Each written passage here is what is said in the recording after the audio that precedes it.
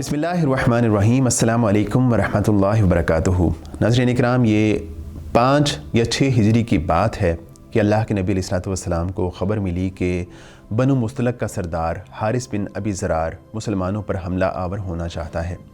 اللہ کے نبی علیہ الصلوۃ والسلام نے اس خبر کی تصدیق کے لیے اپنے ایک صحابی بریدہ رضی اللہ عنہ کو اس کے علاقے میں بھیجا۔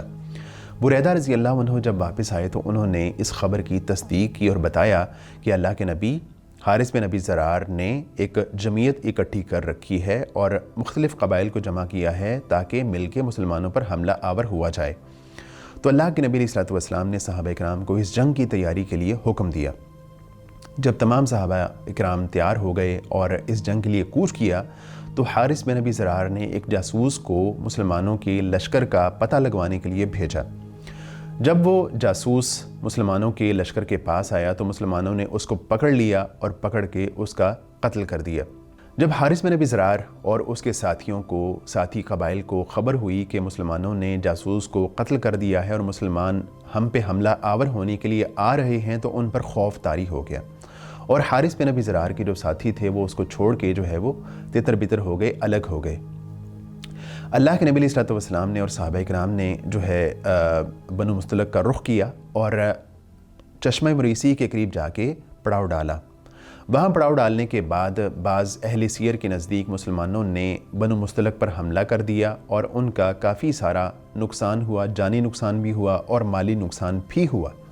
لیکن امام ابن قیم کا کہنا یہ ہے کہ اس غزوے میں جنگ نہیں ہوئی تھی، لڑائی نہیں ہوئی تھی۔ مسلمانوں نے ان پر جب حملہ کیا تو اس وقت وہ بے خبری کے عالم میں تھے، اور مسلمانوں نے ان کی بے خبری کے عالم میں چھاپہ مارنے کے بعد ان کے کافی سارے لوگوں پر قابو پایا تھا اور بہت سارے لوگوں کو قیدی بنا لیا تھا۔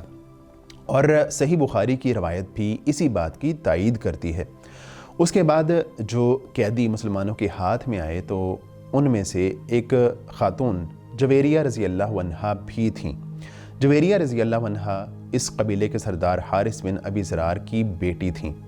تو اللہ کے نبی علیہ الصلوۃ والسلام نے ان کے ساتھ خود ان کو آزاد کرنے کے بعد نکاح کر لیا تھا۔ جب اللہ کے نبی علیہ الصلوۃ والسلام نے ان کے ساتھ نکاح کر لیا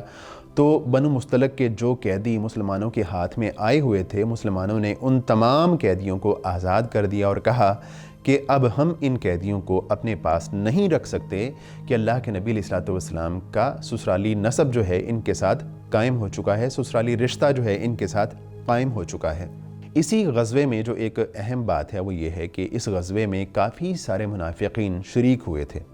منافقین جو پچھلی جتنی بھی جنگیں ہوئی ہیں ان میں تقریباً نہ ہونے کے برابر شریک رہے ہیں،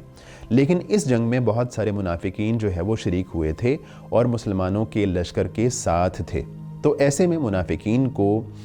2 ایسے انسیڈنٹس ہوئے جن کی وجہ سے ان کو باتیں بنانے اور مسلمانوں کے خلاف باتیں اچھالنے کا موقع ہاتھ آ گیا۔ ان میں سے پہلا انسیڈنٹ یہ ہوا کہ رسول اللہ صلی اللہ علیہ وآلہ وسلم غزوہ بنی مستلق سے فارغ ہو کر ابھی چشمہ مریسی پر قیام فرما ہی تھے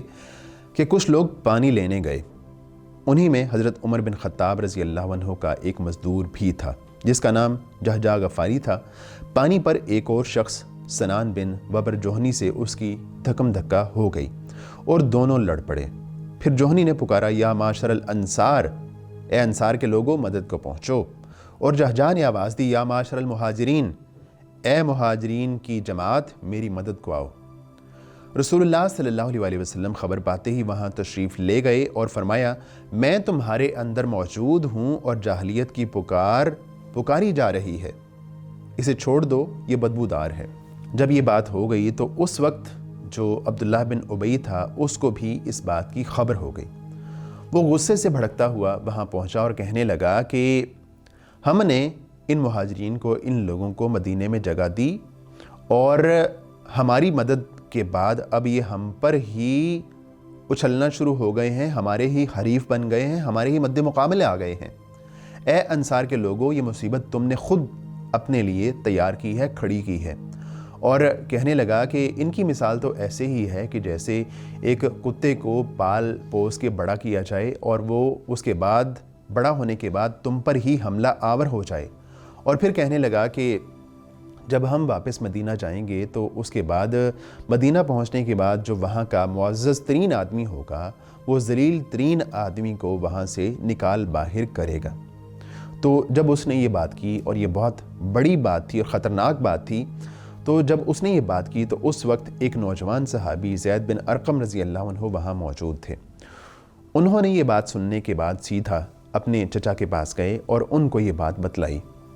ان کے چچا نے اللہ کے نبی علیہ الصلوۃ والسلام کو اس بات کی خبر دی تو اللہ کے نبی علیہ الصلوۃ والسلام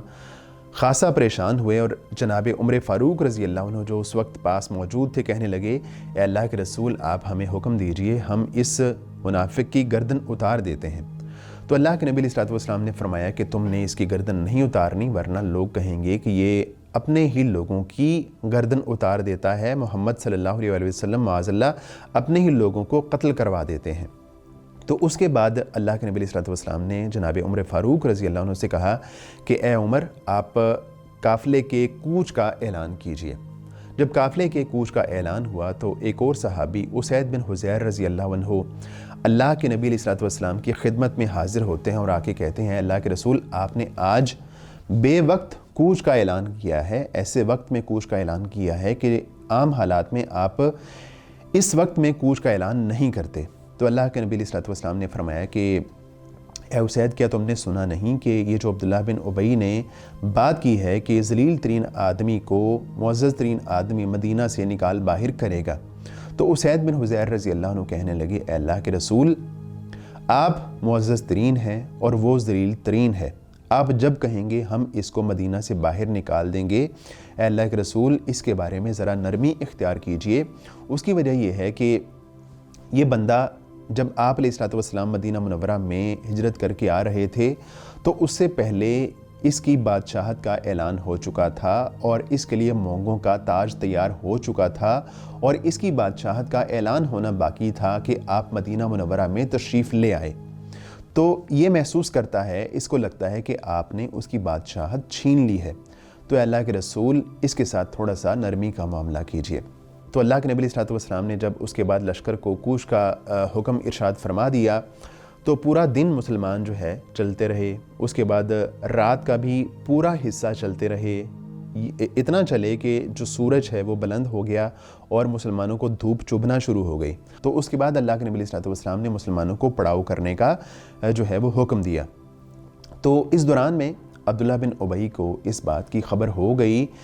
کہ اللہ کے نبی علیہ الصلوۃ والسلام کو وہ بات پہنچ گئی ہے جس کا میں نے انصار اور مہاجرین کے سامنے تذکرہ کیا تھا۔ تو وہ اللہ کے نبی علیہ الصلوۃ والسلام کے پاس آیا اور آ کے کہنے لگا،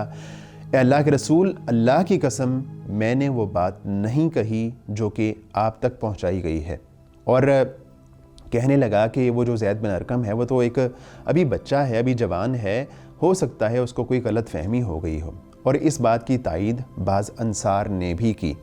جب یہ بات ہو گئی تو اس کے بعد زید بن ارقم کہتے ہیں کہ مجھے اس بات کا جو ہے وہ بڑا ہی رنج تھا، بڑا ہی دکھ تھا کہ مجھ پر الزام لگایا گیا تھا کہ میں نے کوئی جھوٹ بولا ہے یا مجھے غلط فہمی ہو گئی ہے۔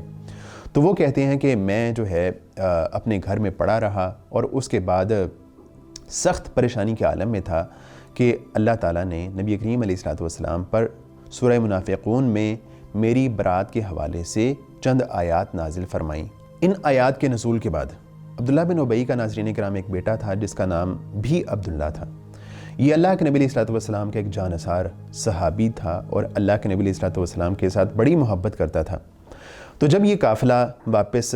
مدینہ کے قریب پہنچا تو عبداللہ جو عبداللہ بن ابی کا بیٹا تھا وہ مدینہ کے دروازے کے پاس کھڑا ہو گیا، دروازے کے باہر کھڑا ہو گیا اور اس نے تلوار سونت لی اور کہنے لگا کہ اللہ کے نبی علیہ الصلوۃ والسلام جس کو مدینہ میں